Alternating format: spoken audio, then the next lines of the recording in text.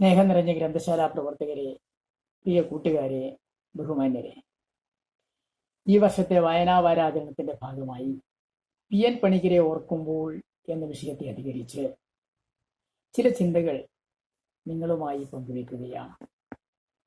അജ്ഞേയമായ ഒരു മഹാമാരിയാൽ അടച്ചുപൂട്ടപ്പെട്ട വീട്ടകങ്ങളിൽ കുടുംബവേദികളിൽ ഇരുന്നാണ് നിങ്ങൾ എന്നെ ശ്രവിക്കുന്നത് എന്നറിയാം. അങ്ങനെയെങ്കിലും പി എൻ പണിക്കർ എന്ന ചെറിയ മനുഷ്യന്റെ വലിയ പേര് ഓർത്തു പുതുക്കാൻ അവസരം കിട്ടിയതിൽ ഞാനും നിങ്ങളെപ്പോലെ സന്തോഷിക്കുകയാണ്.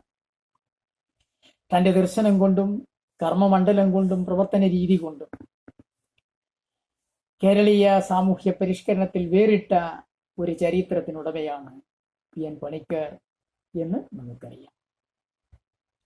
നവോത്ഥാന പാതയിലൂടെ കുതിച്ചുകൊണ്ടിരിക്കുന്ന കേരളീയ സമൂഹത്തിൽ ഘോരാന്ധകാരമായി കട്ടപിടിച്ചു നിൽക്കുന്ന തമസ്സായി മാറിയ നിരക്ഷരതയെന്ന മഹാമാരിയെ, വിപത്തിനെ പണിക്കർ സാർ തിരിച്ചറിയുന്നു.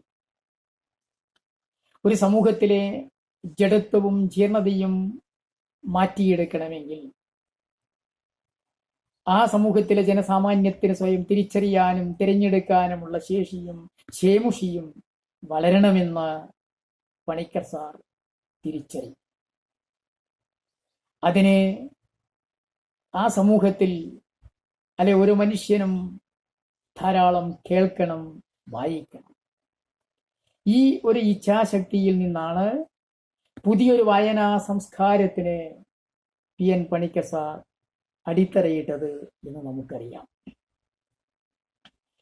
വയലേലകളിലും തൊടികളിലും പണിയെടുക്കുന്ന സാധാരണക്കാരൻ അക്ഷര വെളിച്ചം പകരാൻ അദ്ദേഹം കത്തിച്ച മെഴുകുതിരിയാണ് ഇന്ന് കേരളത്തിൽ പടർന്നു പന്തലിച്ചു നിൽക്കുന്ന കേരള ഗ്രന്ഥശാല സംഘം എന്ന മഹാപ്രസ്ഥാനം എന്ന് തിരിച്ചറിയുന്നവരാണ് നമ്മൾ. ഒരു ഏകപാത്ര നാടകം പോലെ വീട്ടിൽ നിന്ന് ഓലയും മുളയും കൊണ്ടുവന്ന് വയലോരത്ത് ഒരു പന്തല് കെട്ടി അധ്യാപകൻ എന്ന നിലയിൽ സ്കൂൾ പോകുമ്പോഴും തിരിച്ചു വരുമ്പോഴും അവിടെ കയറിയിരുന്ന് ഉച്ചത്തിൽ പത്രം വായിച്ചപ്പോൾ കേട്ടിരുന്ന ജനങ്ങൾ ഞെട്ടുകയും ചിന്തിക്കുകയും സന്തോഷിക്കുകയും സാഘോഷം സോന്മേഷം അദ്ദേഹത്തോടൊപ്പം ചേരുകയും ചെയ്യും. അങ്ങനെ കേരളത്തിലെ ഗ്രാമങ്ങളിൽ പുതിയ രീതിയിലുള്ള ഒരു വായനാ ചുരം പടർന്നു പന്തലിക്കുകയും വായനശാലകൾ ഉയർന്നു വരികയുമാണ്. ഈ രീതിയിൽ ഉണർവ് നേടിയ വായനാ നഭസിലെ ആ ശുക്രതാരകം 1945 രൂപീകൃതമായ കേരള ഗ്രന്ഥശാല സംഘത്തിന്റെ പങ്കായ വാഹകനായി ഗ്രാമഗ്രാമാന്തരങ്ങളിൽ ഓടി നടന്ന് കേരളത്തെ ഒരു ഗ്രന്ഥപ്പുരകളുടെ നാടാക്കി മാറ്റി.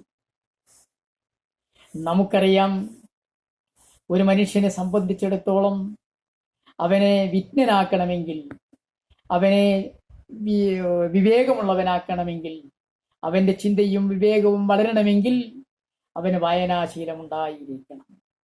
സ്വയം തിരിച്ചറിവുണ്ടാകണമെങ്കിൽ വായനാശീലം ഉണ്ടായിരിക്കണം. ഈ ഒരു സന്ദേശമാണ് പണിക്കർ തൻ്റെ ജീവിത വ്യവഹാരത്തിലൂടെ, തൻ്റെ കർമ്മപന്ഥാവിലൂടെ കേരള ജനതയെ ഉദ്ബോധിപ്പിച്ചു കൊണ്ടിരുന്നത് എന്ന് നാം തിരിച്ചറിയുന്നു.